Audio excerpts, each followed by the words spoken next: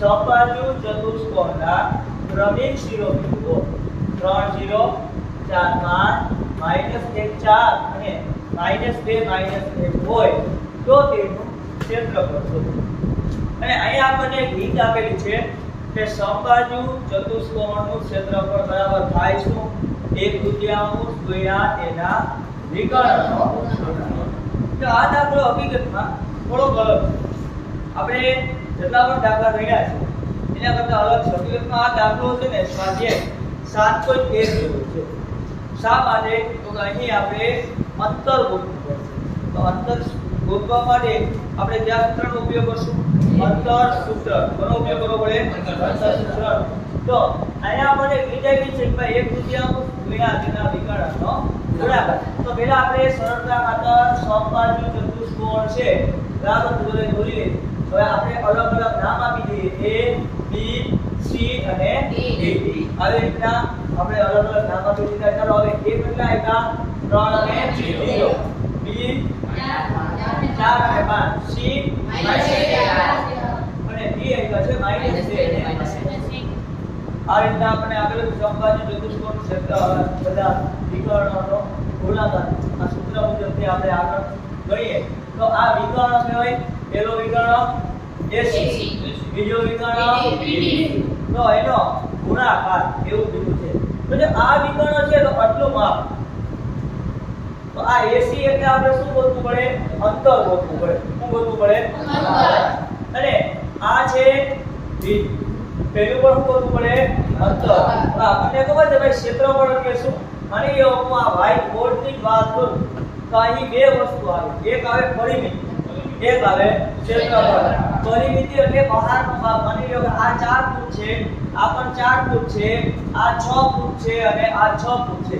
બરાબર? તો આપણે ચારેય બાજુના માપનો કરીએ સરવાળો. જ્યારે ક્ષેત્રફળ એટલે આ અંતરનો ભાગ. આપણે જે અત્યારે લખીએ છીએ ને એને ક્ષેત્રફળ કહેવાય. શું કહેવાય? ક્ષેત્રફળ. તો એ રીતના આપણે ક્ષેત્રફળ છે આ આપણે આખા ચતુષ્કોણનું ગોતવાનું છે ભાઈ. તો કઈ રીતના મળે? તો કે એના વિકર્ણ ગોતી લ્યો, એના ઉપરથી વિકર્ણના માપ આ સૂત્રમાં મૂકી દેશો એટલે તમને જવાબ મળી જાય. તો પહેલા આપણે AC નું માપ ગોતી લેશું અને ત્યારબાદ BD નું માપ ગોતી લેશું. તો ચાલો આ x1 આ y1 આ x2 આ y2 આ x3 આ y3 આ x4 આ y4. ચલો હવે પહેલા આપણે AC ના યાદ કરીએ તો AC નો વર્ગ બરાબર શું થાય સૂત્ર? x3 x1 નો વર્ગ પ્લસ y3 y1 નો વર્ગ. ચલો x3 ની કિંમત કરીએ કે -1. તો આ સૂત્રના માઈનસ x1 નો વર્ગ y3 4 સૂત્રના માઈનસ y1 0 નો વર્ગ. ખાસ યાદ રાખજો -1 અને -3 કેટલા થાય? -4 નો વર્ગ. 4 માંથી 0 ગયા તો 4 નો વર્ગ.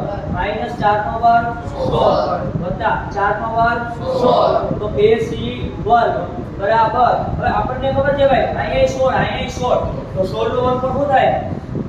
4. પાછળ શું કરવાના? 2. એટલો તો રચના કઈ રીતના નીકળે? અથવા તો માની લો આમ નથી આવડતું તો 16 ને 16 કેટલા થાય? 32. 32 ને આપણે પાડીએ અવયવ. તો 32 તો કે 2 વડે ભાગું તો 16, 2 વડે ભાગું તો 8, 2 વડે ભાગું તો 4, 2 વડે ભાગું તો 2, 2 એકુ 2. વર્ગમૂળમાં બબેલી જોડ બનાવવાની હોય તો આ પહેલી જોડ બની ગઈ, આ બીજી જોડ બની ગઈ બરાબર. અને બચ્ચા એટલેમાં આવી જાય વર્ગમૂળમાં તો 2 દુ કેટલા થઈ ગયા? 4 વર્ગમૂળ 2. અથવા તો બીજી રીતના પણ ગોતી શકો. માની લો 32 છે આપણે 32 ને અંદર રાખીએ. હવે વિચારો ભાઈ 32 નો એવો હોય કે જે પૂર્ણ વર્ગ હોય તો આપણને ખબર છે 16 નું કેટલા થાય? 32. થાય કે ન થાય? તો 16 નું વર્ગમૂળ નીકળશે 4 વર્ગમૂળ 2 ના 2. આમ પણ કરી શકો. એટલું મગજમાં એટલે કોઈ પણ રીતથી તમે બરાબર છે વર્ગમૂળ છે એ ગોતી શકો બરાબર. પણ સૌથી સરળ રીત તમને એક આ પડે. આ રીત ક્યારે મેં કીધું હતું તમને તો બંનેનો સરવાળો કેવો આવ્યો હોય? સમાન આવ્યો એટલે 16 + 16 અથવા તો 25 + 25 અથવા તો 36 + 36. પાછી એ સંખ્યા પૂર્ણ વર્ગ હોવી જોઈએ. કેવી હોવી જોઈએ? પૂર્ણ વર્ગ. એટલે આપણે મોટે ભાગે સ્વાધ્યાયમાં પૂર્ણ વર્ગ સંખ્યા મળતી હોય. આ રીતનો જે અંતર દાખલો આવે થોડી વાત છે બાકી હાલે નહીં ક્લિયર તો ચલો આ આપણે મળી ગયું 80 ચલો હવે BD તો ચલો સૂત્ર શું થાય D અને B નું x4 x2 y4 y4 તો x4 કેટલા આવ્યા માઈનસ સૂત્રના માઈનસ x2 કેટલા આવ્યા 4 y4 કેટલા આવ્યા સૂત્રના માઈનસ y2 કેટલા આવ્યા 5 તો -2 ને -4 કેટલા થયા -1 અને -5 કેટલા થયા તો -6 નો વર્ગ 36 -6 નો વર્ગ 36 તો વર્ગમૂળ કાઢવો હોય તો જો 36 તો 36 નો વર્ગમૂળ 6 વર્ગમૂળ 2 ના 2 તો BD ની કિંમત આપણને મળી 6 વર્ગમૂળ 2 હવે બંને મને વિકર્ણ મળી ગયા મતલબ કે AC નું માપ મને 4 વર્ગમૂળ 2 મળ્યું BD નું માપ મને 6 વર્ગમૂળ 2 મળ્યું ચલો હવે આ સૂત્રમાં આપણે કિંમત મૂકીએ તો સમબાજુ ચતુષ્કોણ